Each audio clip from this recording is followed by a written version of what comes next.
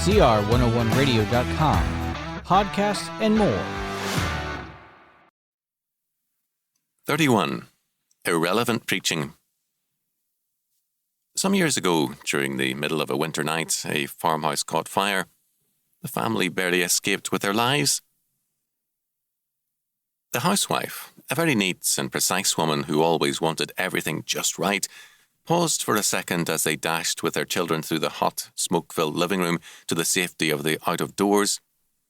To her husband's amazement, she automatically reached out and straightened a picture that was hanging crooked on the wall, and then dashed through the door to safety.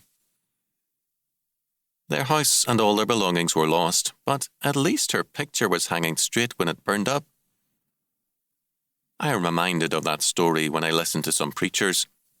The flames of destruction are licking at their world, and the walls of discipline, which are the mainstay of any civilization, are crashing down around them, and they are busy straightening pictures on a burning wall.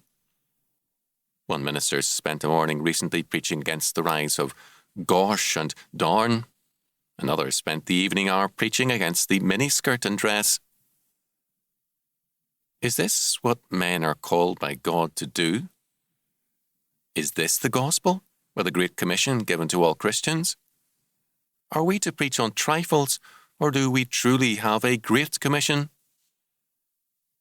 In the Great Commission, Jesus declared, quote, "All power is given unto me in heaven and in earth," Matthew 28:18-20.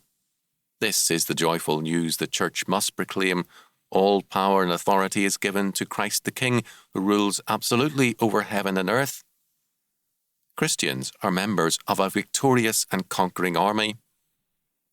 Next, Jesus ordered his followers to go and teach all nations, and to baptize them in the name of the triune God. The commission calls for bringing, quote, all nations, end quote, under the authority of Christ, quote, teaching them to observe all things whatsoever I have commanded you, end quote. The law of God must be taught and required of all men and nations. Men and nations must be converted to Christ and brought under his dominion. As the Church assumes this calling, Christ assures the Church of his presence.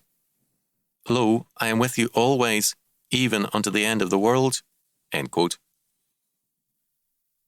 Will Christ's conquering power and presence be with those who spend their time preaching trifles? Or will he not rather protect, prosper, and lead into victory those who march in terms of the Great Commission? A derailed train is useless. So is a derailed church.